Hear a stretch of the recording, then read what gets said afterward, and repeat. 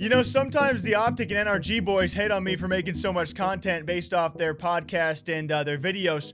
To that I say, why don't you just stop saying so much interesting stuff so I don't have to talk about it? What's up, people? Hope you're all doing well. This video certainly has a lot of talking points to it. First and foremost, though, on a recent NRG Duo podcast with OpTic Roger alongside Andy Miller and Hex, who are always on that podcast, they spoke about something we have actually seen increasingly more in the esports scene, that being esports organizations either A, taking on investment, or B, option 2, going public with actual stocks that people can also buy to be a part of said esports organization. To which Hex goes on to say it's always been his goal to do the same for the Green Wall, so all the Green Wall fans can eventually own a piece of that, and he thinks that is where they may be going in the future. So to that I ask all of you guys, would you invest in OpTic Gaming or the Green Wall? And look, I know that we live in an era where, you know, COD kits are too cool to be taught by anyone, but there is an opportunity for people like me, right? Like, I love playing Call of Duty. I'm never going to be as good as somebody else, but I know that I could be a little bit better.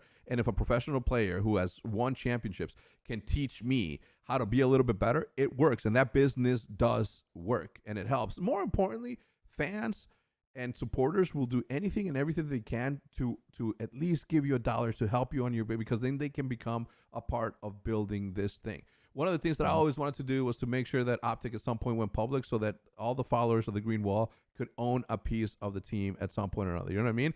And I think that that's like where we're going. I mean, is it the Packers, Andy, that own that shit? Who owns it? Yeah, City owns the team. Yeah, Green Bay. Yeah, Green Bay. Wow. Yeah, so like opportunities like that don't often, you know, happen. And I think that we are the inventors of whatever the thing this is, and we take it wherever we think we should take it.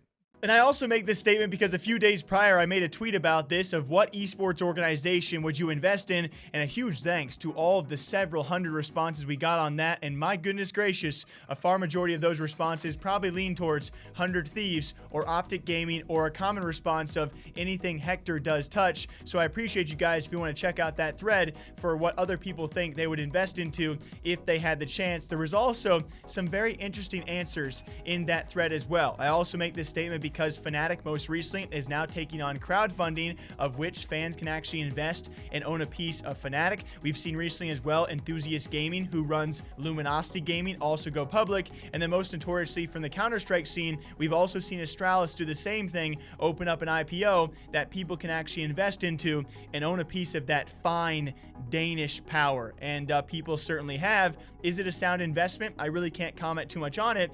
And it's just very interesting to see, though, could this be a future move for several other esports organizations? And if so, who do you want a piece in, and do you think it actually has a viable future? And I almost don't want to answer this question because I'd be scared to see people like hate on me. Obviously, guys, I'm an esports news outlet. When Astralis first went public, I did think about maybe on the side I can get a piece of that.